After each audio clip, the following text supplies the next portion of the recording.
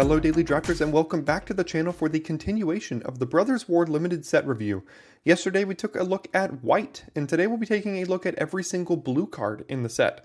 Don't forget that I am reviewing these cards before the set has released and before anyone has had a chance to play with them, so I will obviously be getting some of these cards wrong. But over the course of the entire format, you can tune back into the channel to see how I've adjusted the value of some of these cards over time.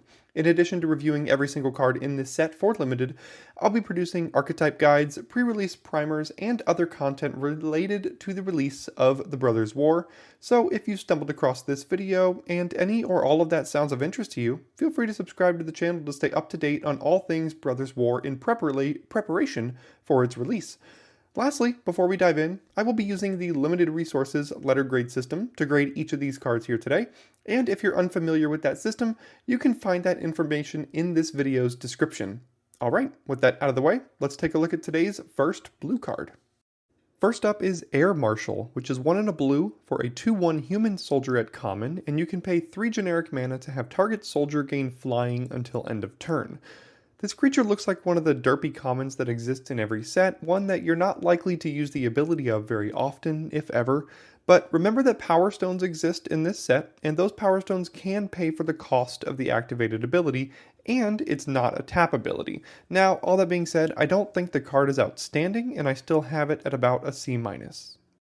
Next we have Curate, which is 1 and a blue for an instant at common. You first surveil 2, and then draw a card. We've seen this card before, and it's usually fine. You really have to have some sort of reason to want to be casting this, other than to just get some card selection though. Like, you have to care about putting certain cards in your graveyard, or casting instants and sorceries, or in the case of blue-black, drawing 2 cards per turn. Either way, this is just card selection and not card advantage, so I think it's still a C-. Next up, we have Defabricate, which is 1 and a blue for an instant at uncommon, and you get to choose 1. Counter target artifact or enchantment spell, if a spell countered this way. Next we have Defabricate, which is 1 and a blue for an instant at uncommon, and you get to choose 1. You can either counter a target artifact or enchantment spell, and if it's countered this way, exile it instead of putting it into its owner's graveyard, or counter target activated or triggered ability. Even in a set with a ton of artifacts, I think I still want to start this card on the sideboard. This is very similar to Disenchant in white, which I gave a sideboard C+ to, and I'll do the same here. Just know that this is one of those cards that I would not be shocked to realize is main deckable a week or 2 into the format. Next up we have Desynchronize, which is 4 and a blue for an instant at common, and it says target non-land permanent's owner puts it on top or bottom of their library and you scry 2. This is about as good as blue removal gets nowadays. It's a strictly better totally lost because it just tacks on Scry 2 for free, and it could deal with it for good if they choose to put it on the bottom of their library instead of the top. That being said, it is 5 mana, and that's a lot, but you've got to play some removal in blue, so putting this at a C+ seems fine to me.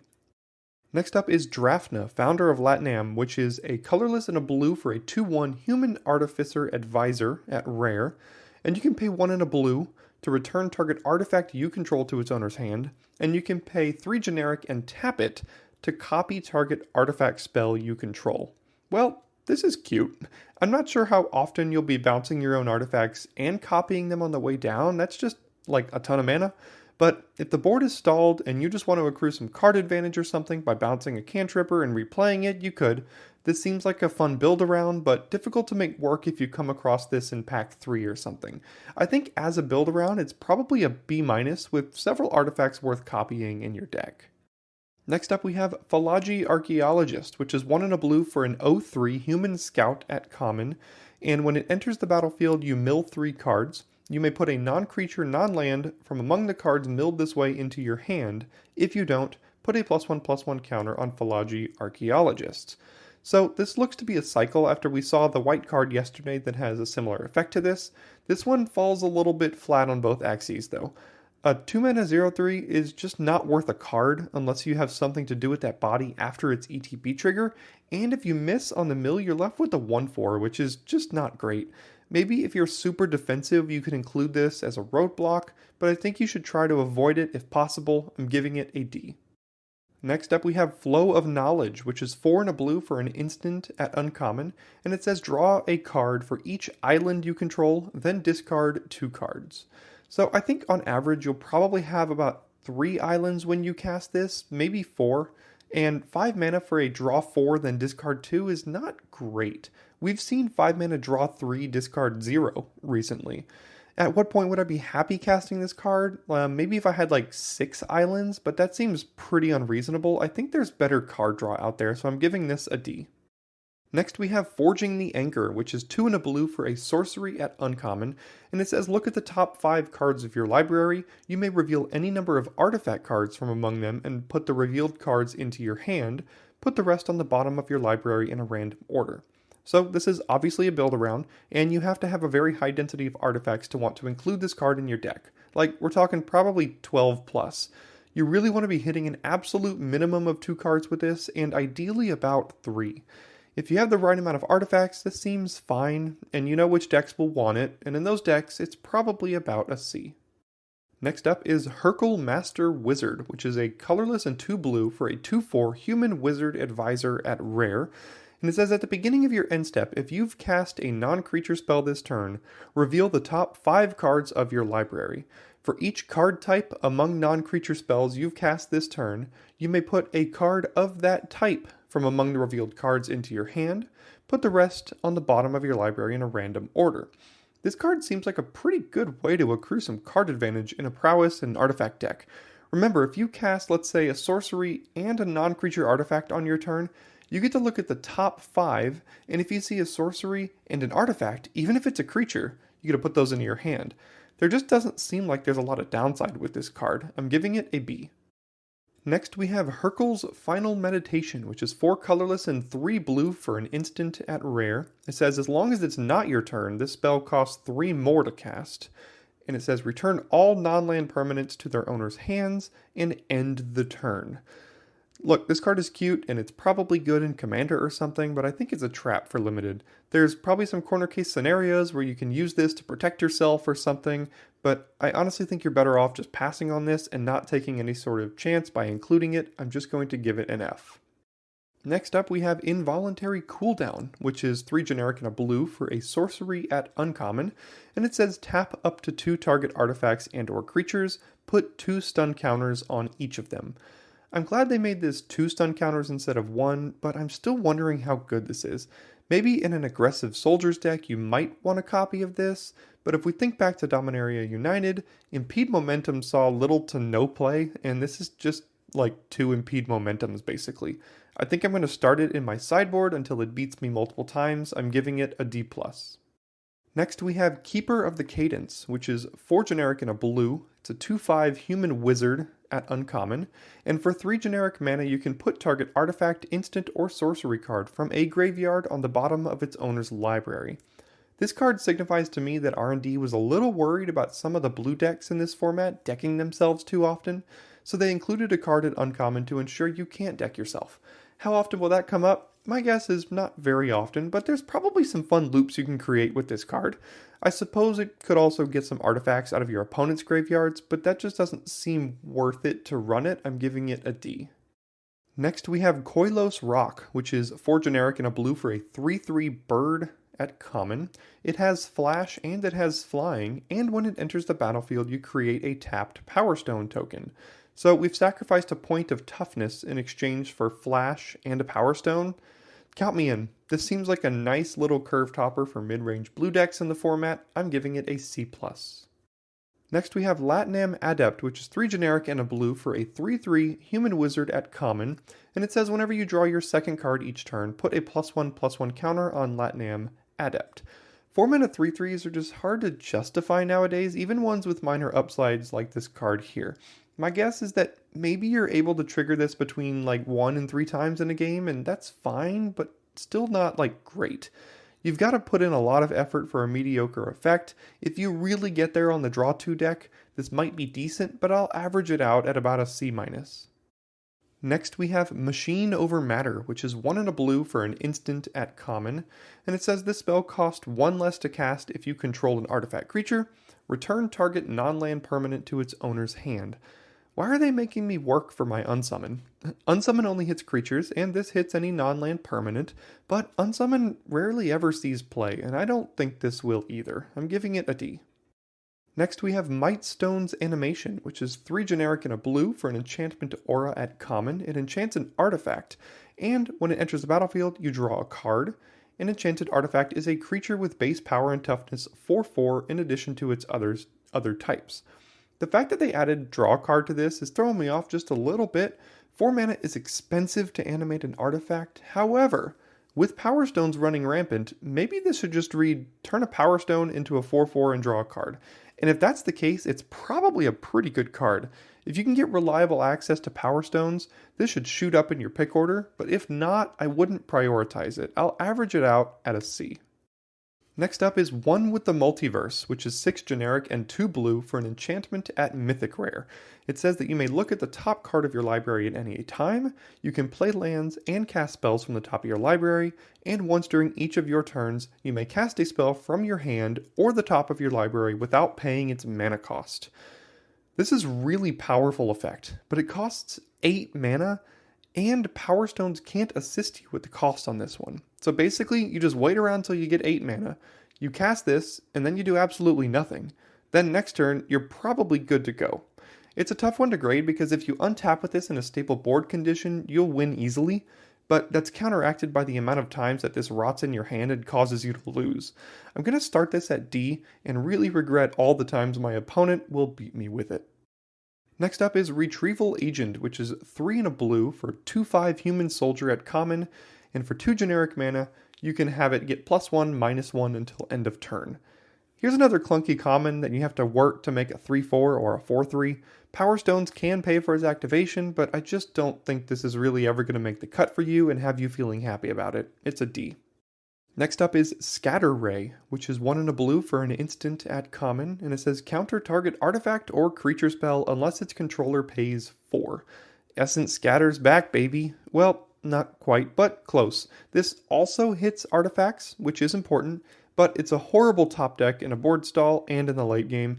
Essence Scatter got up to almost a B- in Dominaria United, and the downsides of this card knock it down to a playable C in my mind. Next we have Skystrike Officer, which is 2 and a blue for a 2/3 human soldier at rare. It has flying, and whenever it attacks, you create a 1/1 colorless soldier artifact creature token, and you can tap 3 untapped soldiers you control to draw a card. Now here's a reason to be in the soldiers deck. A 3 mana 2/3 flyer is decent enough to have attacks most of the time, and it creates the soldiers itself that it can then tap to draw cards. Remember, the soldiers it taps could even be summoning sick, and you don't have to tap this creature to do it. I think this is a nice reason to be doing the soldier thing, and I'm giving this card a B. Next up we have Splitting the Powerstone, which is 2 and a blue for a sorcery at uncommon. As an additional cost to cast this spell, you have to sacrifice an artifact, and it creates 2 tapped Powerstone tokens, and if the sacrificed artifact was legendary, you draw a card.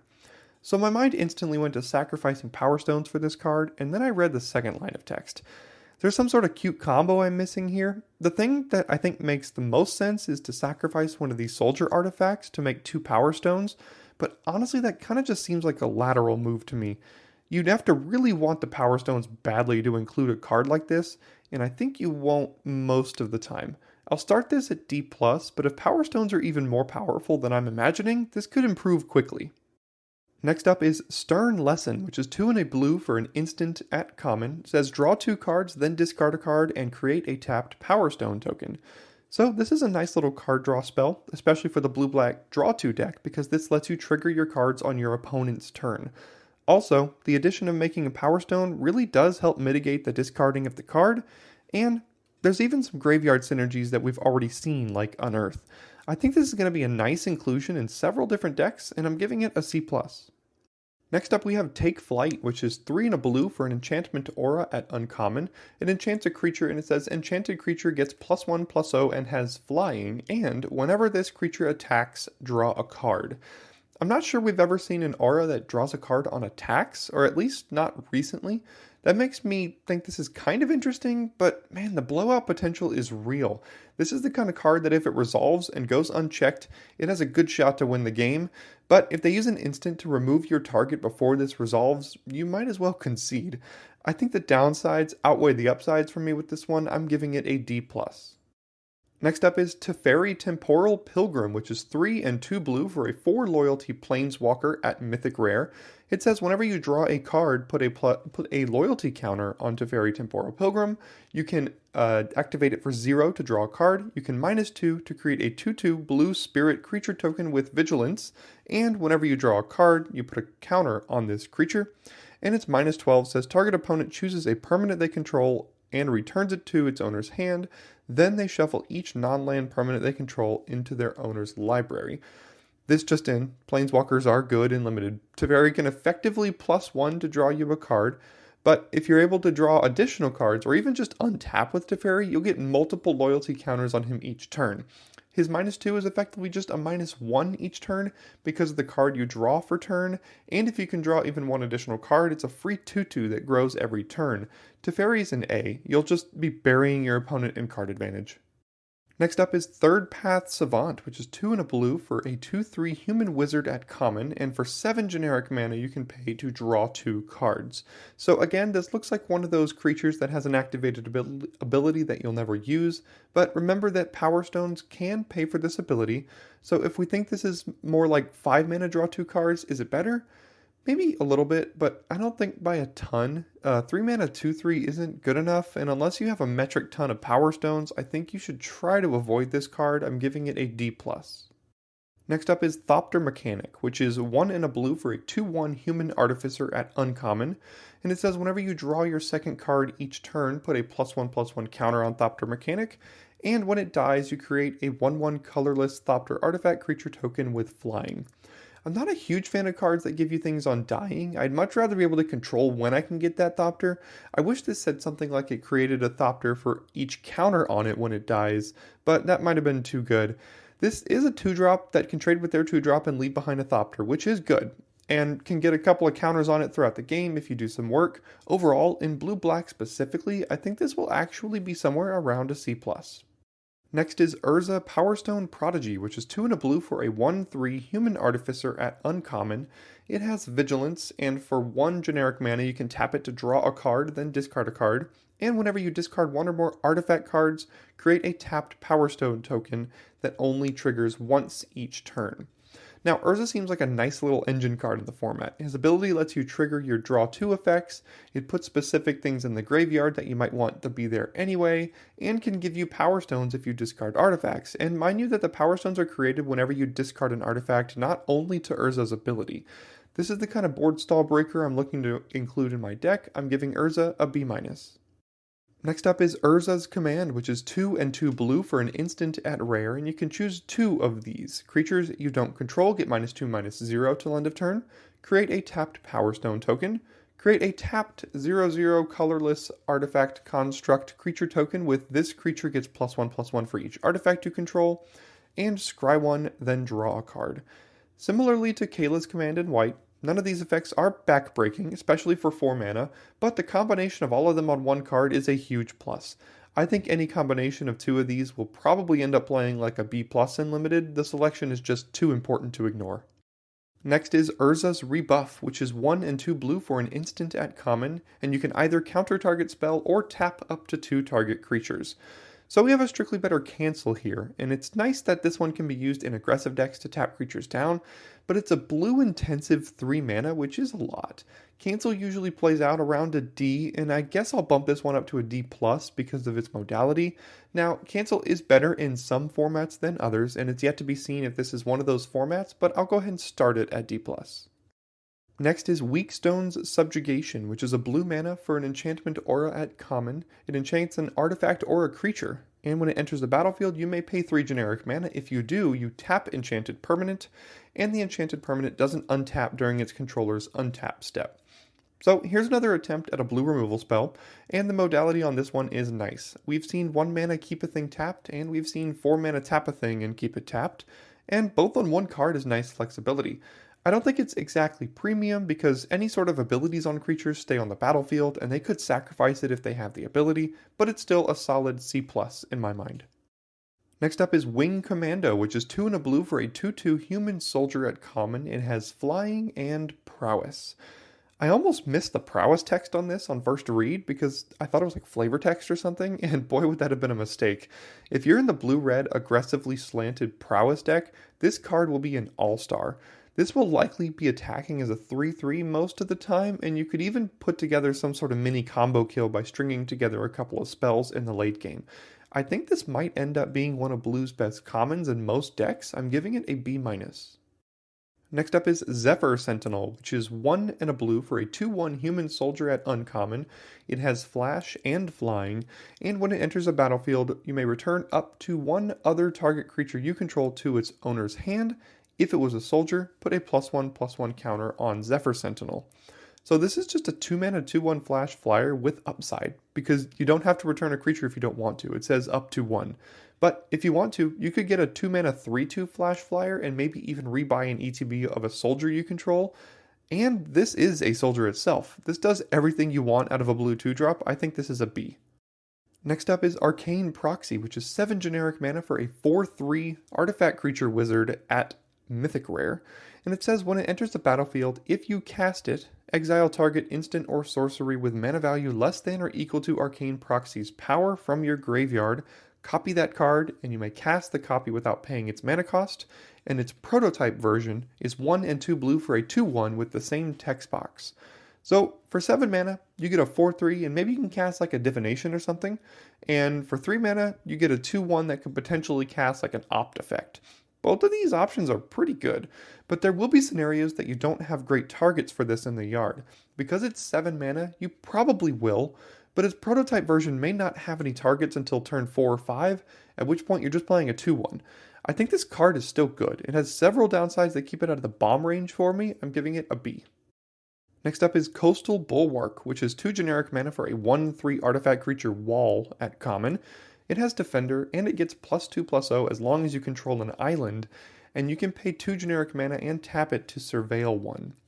So this isn't exactly a blue card, but Wizards has its set number grouped with the other blue cards, so I'm just going to include it here. We've seen 2-mana 3/3 Defenders lately, and they go in very specific decks. If your deck is a blue controlling deck, and you just need an early body to get in the way, this does good work for you. I don't think I'd run this in a deck without islands, but in blue control decks, this is probably about a C. Next up is Combat Courier, which is 1 generic mana for a 1/1 artifact creature construct at common. You can pay 2 generic mana and sacrifice it to draw a card, and it unearths for a single blue mana. I think this little guy is actually going to be the glue that a lot of blue decks are looking for. It's a cheap artifact with unearth that can trigger your artifact effect cards, and it also draws 2 cards per turn for your blue-black decks. All of that twice. I don't think it's amazing or anything, but certain decks will be clamoring for a copy of this before the draft is over. I'm giving it a C. Next up is Depth Charge Colossus, which is 9 generic mana for a 9/9, and it doesn't untap during your untap step, but you can pay 3 generic mana to untap it. And its prototype version is 4 and 2 blue for a 6/6 with that same text box. This thing is just keyword huge. If you're able to get out the 9/9 version of this, ideally using several Powerstones to do so, you've got yourself a big old boy. I'm less excited about the prototype version of this card because Colossal Dreadmaw is basically just straight up better than it, but I don't think I'd include this unless I could reliably cast the 9 mana side. It doesn't have any evasion or anything, so it won't outright win you games, but I think it's still about a C+ in most decks. Next up is Hulking Metamorph, which is 9 generic mana for a 7/7, and you may have Hulking Metamorph enter the battlefield as a copy of an artifact or creature you control, except it's an artifact creature in addition to its other types, and its power and toughness are equal to Hulking Metamorph's power and toughness, and its prototype version is 2 and 2 blue for a 3/3 with the same text box. This has some fun potential in the format. You get a 9 mana 7/7 or a 4 mana 3/3 that could come with a really nice text box in the right deck. Again, 9 mana is a lot, but Power Stones will make that cheaper for you. And I think if you have a couple other good artifacts or creatures to be copying with this, it will be a premium include for you. I'm giving it a B. Next up is Spotter Thopter, which is 8 generic mana for a 4/5 Thopter at uncommon. It has flying, and when it enters the battlefield, you scry X, where X is its power, and its prototype version is 3 and a blue for a 2/3 with that same text box. 8 mana is a little expensive to pay for a 4/5 flyer, but geez, it scries 4 when it enters, which is basically draw a card plus some. I'll say it again, but the Power Stones that you should be making should make this feel like only about 6 mana or so, and the prototype version might be just like 2 or 3. If you can get this down to 6 or less mana by using Power Stones, I think this will have a huge impact on the game. I'm giving it a B+. Next up is Surge Engine, which is 2 generic mana for a 3/2 artifact creature construct at Mythic Rare. It has Defender, and for a single blue mana, you can have it lose Defender and gain This Creature Can't Be Blocked. For 2 and a blue, you can have Surge Engine become blue, and it has base power and toughness 5/4, activate only if it doesn't have Defender. And for 4 and 2 blue, you can draw 3 cards, activate only if it is blue and only once. I love the modality on these kinds of cards lately. You have a generic 2 mana 3/2 Defender, which some decks just want anyway. Then for 1 more mana, it becomes a 3/2 that can't be blocked, which is a huge clock. And if they still don't have an answer, 3 more mana makes it a 5/4, and if you still haven't won the game, 6 mana can ensure that you will. This card is excellent in blue decks, and if you can activate its abilities, it's an easy A-. Next up is the Temporal Anchor, which is 3 generic and 3 blue for a legendary artifact at Rare. It says at the beginning of your upkeep, scry 2, and whenever you choose to put 1 or more cards on the bottom of your library while scrying, exile that many cards from the bottom of your library, and during your turn you may play cards exiled with the Temporal Anchor. These kind of 5 or 6 mana do-nothing cards usually vary in effectiveness from format to format. If this format is at all aggressive, this card will rot in your hand and you'll never be able to accrue the value from it. But if it's a slow format or a slow matchup, this card will be the board stall breaker you need to close out the game. I tend to grade these cards a little lower than others might, only because I take into the account its worst case as well as its best case. Its best case is clearly an A, but its worst case is probably as low as an F, because if you die before you untap with this, it's like you mulliganed your opening hand. I'm going to cop out here with a B-, but just know that this has a huge range of outcomes. And our last blue card today is Terisian Mindbreaker, which is 7 generic mana for a 6/4 artifact creature Juggernaut at Rare. And whenever it attacks, defending player mills half their library rounded up, and it has Unearth for 1 and 3 blue. So if you're only able to trigger this once, it really doesn't have much of an effect on the game. Milling half their library sounds fun and all, but it doesn't do much, and it actually might help them more than it hurts. But if you can trigger this twice or more, that's when we're in business, and the Unearth ability lets you do just that. I think this is a decent little control finisher, and has quite a bit of inevitability attached to it if you can afford to pay the Unearth cost. In decks that can Unearth this, I'm giving it a B+. Before we wrap up here, I did want to mention that there are 63 additional cards in this set that will appear in booster packs on MTG Arena called Retro Artifacts. These cards are similar to the Mystical Archive cards that we saw in Strixhaven, in that there's guaranteed to be exactly one of these in each pack. All 63 of these cards are reprints, and I will not be including dialogue in any of my set review videos going over each of these cards. However, if you're interested in my grade for these 63 cards, I've included those grades in the description of this video. That'll do it for today's portion of the Brothers War set review. Thanks for tuning in, and I will see you tomorrow for more daily draft content.